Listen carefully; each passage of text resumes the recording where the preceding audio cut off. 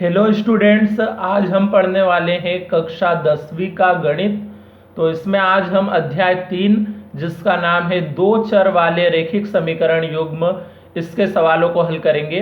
तो इसमें आज हम प्रश्नावली 3.3 का तीसरे प्रश्न का पहला सवाल हल करने वाले हैं यहाँ पे हम। तो वीडियो स्टार्ट करने से पहले यदि आपने अभी तक हमारे चैनल को सब्सक्राइब नहीं किया है तो सब्सक्राइब कर ले और बेल आइकन को प्रेस कर दे ताकि आने वाले हर वीडियो का नोटिफिकेशन आपको प्राप्त हो सके।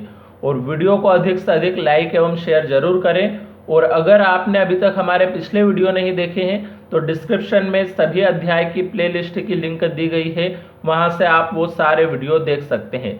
तो शुरू करते हैं आज का ये सवाल। इसमें सवाल दिया है हमारे पास, निम्न समस्याओं में रैखिक समीकरण युग्म बनाइए। तो यहाँ पे एक समस्या दी हुई है, एक सवाल दिया है, इससे क्या करना है, रैखिक समीकरण युग्म बनाना है। मतलब समीकरण नहीं दिए सवाल में, समीकरण हमें इसे पढ़ के बनानी होगी और फिर उसके हल प्रतिस्थापन विधि द्वारा ज्ञात करने। तो हम हल तो प्रतिस्थापन विधि द्वारा पिछले सवालों में भी ज्ञात कर चुके हैं, तो पहले हम इसकी समीकरण बनाते हैं। तो यहाँ पे सवाल क्या दिया है, दो संख्याओं का अंतर 26 है और एक संख्या दूसरी संख्या की 3 गुनी है, तो उन्हें ज्ञात कीजिए। तो सबसे पहले हमें क्या करना है, यहाँ पे बात दो संख्याओं की हो रही है, तो हम यहाँ पे उन दोनों संख्या को कुछ मान लेते हैं। सबसे पहले तो यहाँ लिख लेते हैं, माना दो संख्या है तो एक उसमें से बड़ी होगी एक छोटी होगी, इसलिए हम ऐसे मान लेते हैं, माना बड़ी संख्या बराबर x। तो बड़ी संख्या को हमने x मान लिया है तथा छोटी संख्या बराबर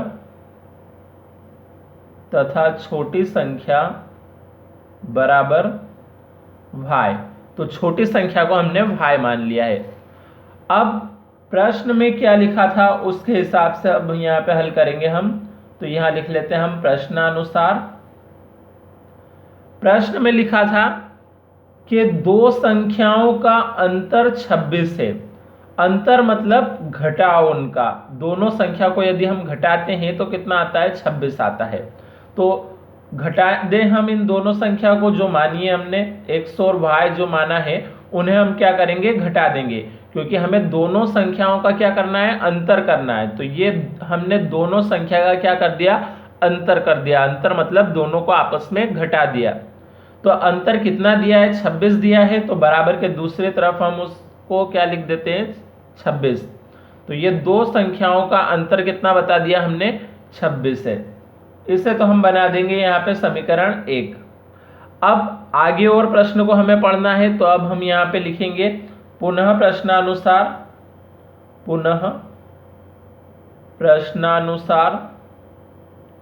अब प्रश्न में क्या लिखा है, एक संख्या दूसरी संख्या की, तो एक संख्या यानी कि x, दूसरी संख्या की यानी कि कौन सी है, दूसरी संख्या y। तो एक संख्या, ये एक संख्या दूसरी संख्या की, ये दूसरी संख्या की 3 गुनी है। तो किसकी 3 गुनी है, दूसरी संख्या की। तो हम इस दूसरी संख्या में क्या करेंगे, 3 का गुणा कर देंगे। 3 गुनी होने का मतलब क्या करना है, हमें 3 का गुणा कर देना है। अब किसकी 3 गुनी थी, दूसरी संख्या की 3 गुनी थी, इसलिए हम इस दूसरी वाली संख्या में 3 का गुणा करेंगे। तो ये दूसरी संख्या यानी कि y में हमने 3 का गुणा कर दिया और फिर इन दोनों के बीच में लगा दिया बराबर का चिन्ह। तो ये एक संख्या दूसरी संख्या की क्या हो गई, 3 गुनी हो गई। तो हमने 3 का गुणा किसमें किया है, दूसरी संख्या में किया है। अब यहाँ पे ये जो 3y बराबर के पीछे है इसे हम आगे ले आएंगे। तो बराबर के आगे x तो पहले से है ही।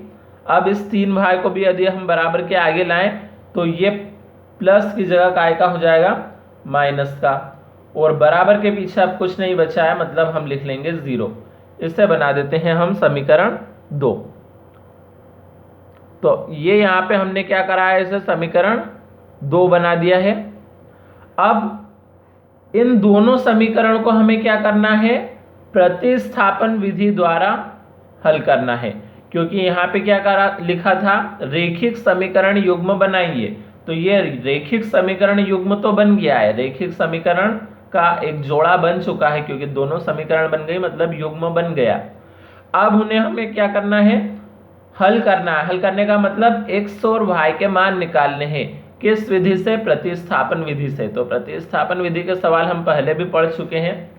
प्रतिस्थापन विधि में हम क्या करते हैं, यहाँ पे हमें दो चर नजर आ रहे हैं x और y, तो हम किसी भी एक समीकरण से कोई एक चर का मान निकालेंगे, या तो x का या y का, और वो मान हम अगली समीकरण में रखेंगे। मतलब अगर हमने समीकरण 1 से किसी का मान निकाला है तो समीकरण 2 में रखना है, या समीकरण 2 से निकाला है तो समीकरण 1 में रखना है।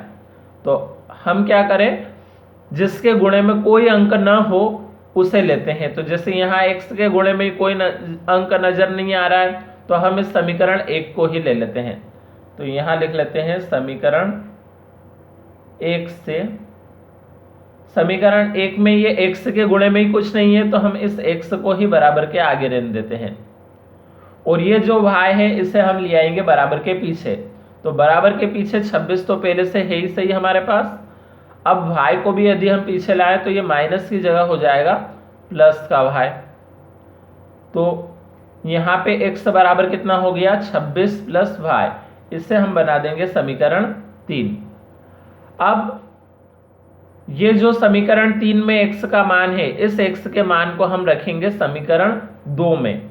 2 में क्यों रखेंगे, क्योंकि समीकरण 1 से तो हमने इस मान को निकाला ही है, तो 1 में नहीं रख सकते हम, 1 से निकाला है, इसलिए हमें कहाँ रखना होगा, 2 में। अगर हम 2 से निकालते तो 1 में रख सकते थे, लेकिन यहाँ हमने समीकरण 1 से निकाला है, इसलिए समीकरण 2 में रखना पड़ेगा इसे।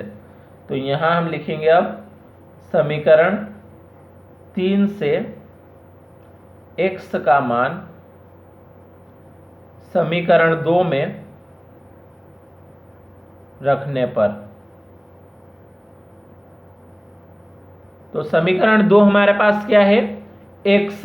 तो इस x की जगह तो सबसे पहले हम ये x का मान रख देते हैं 26 प्लस y। तो x की जगह हमने रखा है ये 26 प्लस y। उसके बाद माइनस का 3y ऐसे ही लिख लेंगे, और बराबर के पीछे का 0 भी ऐसे ही लिखा।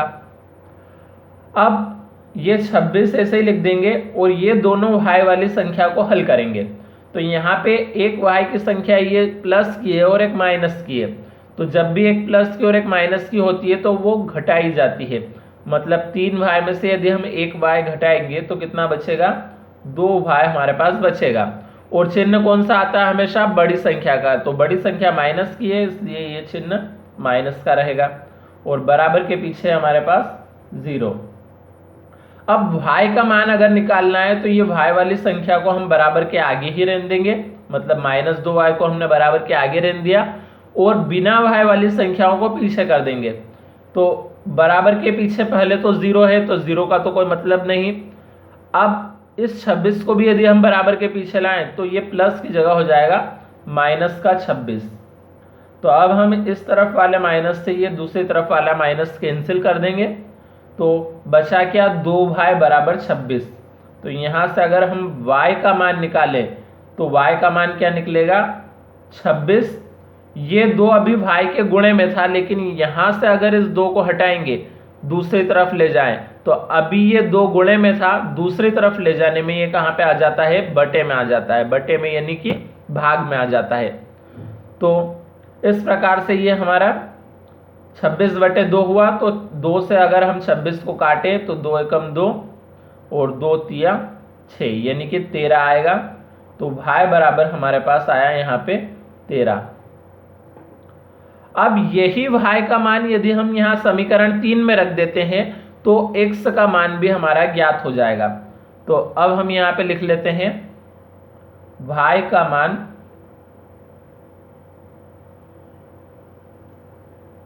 समीकरण 3 में रखने पर। तो y का मान अगर हम यहाँ पे समीकरण 3 में अब रखें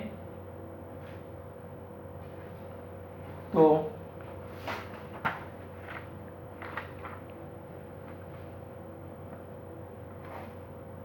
ये y का मान हम कहाँ रखने वाले हैं, इस समीकरण 3 में यहाँ पे। तो समीकरण 3 में क्या है, x बराबर 26, तो हम यहाँ लिख लेते हैं x बराबर 26, और फिर प्लस में क्या था, 26 के बाद प्लस में था y, तो इस y की जगह तो हम ये y का मान रखेंगे यानी कि 13, तो ये यहाँ पे रख दिया हमने 13। तो ये क्या किया है हमने, समीकरण 3 के अंदर y का मान रखा है। तो अब x बराबर कितना हो जाएगा, 26 प्लस 13, ये हो जाएगा 39। तो इस प्रकार से ये x का मान भी ज्ञात हो चुका है।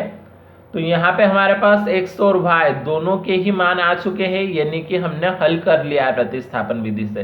अब ये x और y हमने किसको माना था, ये x और y हमने माना था बड़ी संख्या और छोटी संख्या को, मतलब वो जो दो संख्याएं ज्ञात करनी थी उन्हें हमने x और y माना था। तो इसका मतलब क्या हुआ कि x और y के मान यदि निकल चुके हैं, मतलब वो दोनों संख्याएं हमारे पास ज्ञात हो चुकी है। तो अब जो उन्हें ज्ञात करना था, मतलब उन दोनों संख्या को जो ज्ञात करना था वो ज्ञात हो चुकी है। तो अब हम आखिरी में उत्तर लिख लेते हैं यहाँ पे। अब उत्तर लिखेंगे, अतः अभिष्ट संख्याएं